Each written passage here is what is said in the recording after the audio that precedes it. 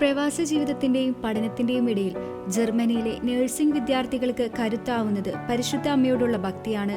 ഓസ്ബെർഗിലെ പ്രശസ്തമായ ദേവാലയത്തിൽ കുരുക്കഴിക്കുന്ന മാതാവിന്റെ സന്നിധിയിൽ തങ്ങൾക്കുണ്ടായ അനുഭവങ്ങൾ പങ്കുവയ്ക്കുകയാണ് മെർലിൻ വിൻസെന്റ്, ആൻമരിയ സന്തോഷ്, സാന്ദ്ര തോമസ് എന്നീ 3 മലയാളി വിദ്യാർത്ഥികൾ. ജർമ്മനിയിലെ വിവിധ സ്ഥലങ്ങളിൽ നഴ്സിംഗ് പഠനം നടത്തുന്ന മലയാളി വിദ്യാർത്ഥികൾക്ക് ഓസ്ബെർഗിലെ ഈ ദേവാലയം ഇന്ന് പ്രാർത്ഥനയുടെ വലിയൊരു കേന്ദ്രമാണ്. പഠനത്തിലോ ജീവിതത്തിലോ ഉണ്ടായ തടസ്സങ്ങളും സങ്കടങ്ങളും മാതാവിന്റെ സന്നിധിയിൽ സമർപ്പിച്ച് സമാധാനത്തോടെ മടങ്ങുന്ന നിരവധി മലയാളികളെ ഇവിടെ നിത്യവും കാണാം. ജീവിതത്തിലെ സങ്കീർണമായ പല പ്രശ്നങ്ങളും പരിഹരിക്കപ്പെട്ടുവെന്ന വിദ്യാർത്ഥികളുടെ സാക്ഷ്യങ്ങൾ പ്രവാസ ലോകത്ത് വലിയ ശ്രദ്ധ നേടുകയാണ്. നമ്മുടെയൊക്കെ ജീവിതത്തിൽ ചെറിയ ചെറിയ കുരുക്കുകളുണ്ടല്ലോ, പ്രശ്നങ്ങൾ, ടെൻഷനുകൾ, സംശയങ്ങൾ അല്ലേ? അത്തരത്തിലുള്ള കുരുക്കുകൾ നമ്മളെ പലപ്പോഴും അലട്ടാറുണ്ട്. എന്നാൽ ആ കുരുക്കുകൾ അയക്കാനായി ഒരു മാതാവുണ്ടെന്ന് നമ്മൾ വിശ്വസിക്കുന്നു, നമ്മുടെ കുരുക്കുകൾ അയക്കുന്ന മാതാവ്.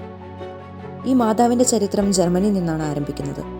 ജർമ്മനിയിലെ ഔഗ്സ്ബുർഗ് എന്ന സ്ഥലത്ത് ഒരിക്കൽ ഒരു അത്ഭുതം സംഭവിച്ചു. ആ സംഭവത്തെ ഞാനൊരു ചെറിയ കഥ പോലെ നിങ്ങളോട് പറയാം. 1612 ജർമ്മനിയിൽ വോൾഫ്ഗാങ് എന്ന ഒരാളും ഭാര്യയായി സോഫിയും താമസിച്ചു വരികയായിരുന്നു.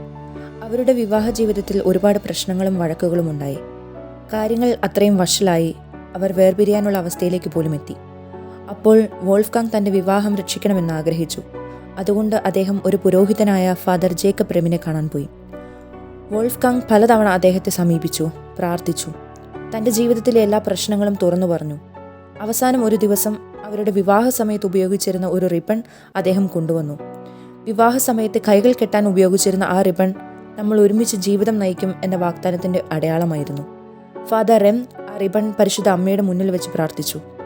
ഇവരുടെ ജീവിതത്തിലെ എല്ലാ കെട്ടുകളും അഴിയട്ടെ, എല്ലാ പ്രശ്നങ്ങളും മാറട്ടെ എന്ന് അദ്ദേഹം ഹൃദയപൂർവ്വം പ്രാർത്ഥിച്ചു.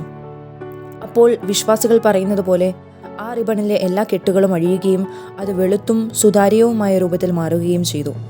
ഇതൊരു അത്ഭുതമായ ആളുകൾ വിശ്വസിച്ചു. അതിനുശേഷം ആ ദമ്പതികളുടെ ജീവിതത്തിൽ സമാധാനം തിരിച്ചു വന്നു. വോൾഫ്ഗാങ്ങും സോഫിയും വീണ്ടും ഒത്തുചേർന്നു. സന്തോഷത്തോടെ ജീവിതം തുടരാൻ തുടങ്ങി. നന്ദിയുടെ അടയാളമായി അവരുടെ കുടുംബം പരിശുദ്ധ അമ്മയുടെ ഒരു ചിത്രം വരപ്പിച്ചു. കുരുക്കുകൾ അഴിക്കുന്ന മാതാവിൻ്റെ ആ ചിത്രം ഇന്നും ഒരു പള്ളിയിൽ സൂക്ഷിച്ചിരിക്കുന്നു. ഈ സംഭവത്തിന് ശേഷം ജീവിതത്തിലെ കുരുക്കുകൾ അഴിയാൻ വേണ്ടി ലോകത്തിലെ പല ഭാഗങ്ങളിലും വിശ്വാസികൾ മാതാവിനോട് പ്രാർത്ഥിക്കാൻ തുടങ്ങി.